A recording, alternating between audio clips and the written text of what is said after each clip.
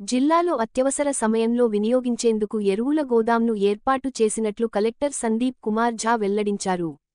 Sircilla municipal పరిధిలోని apparel పార్కులో 100 metric టన్నుల సామర్థ్యంతో ఎరువుల గోదాంను ఏర్పాటు చేయగా, శుక్రవారం collector Sandeep Kumar Jha, Sircilla market committee chairperson Swarupa Reddy, జిల్లా వ్యవసాయ అధికారి అఫ్జల్ బేగంతో కలిసి ప్రారంభించారు. ఈ సందర్భంగా కలెక్టర్ సందీప్ కుమార్ ఝా మాట్లాడారు. జిల్లాలో ఎప్పుడైనా, ఎక్కడైనా అత్యవసర పరిస్థితిలో ఎరువులు కొరత ఏర్పడినప్పుడు అందజేసేందుకు ముందస్తుగా ఎరువుల గోదాం ఏర్పాటు చేసినట్లు వివరించారు. 100 మెట్రిక్ టన్నుల ఎరువులు బఫర్లో అందుబాటులో పెడతామని తెలిపారు.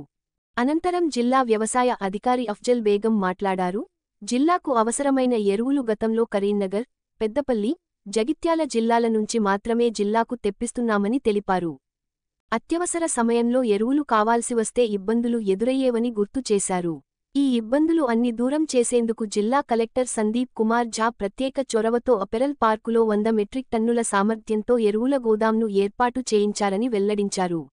జిల్లాలో ఎరువులకు కొరత లేదని, రైతులకు సరిపడా ఎరువులు అందుబాటులో ఉన్నాయని స్పష్టం చేశారు.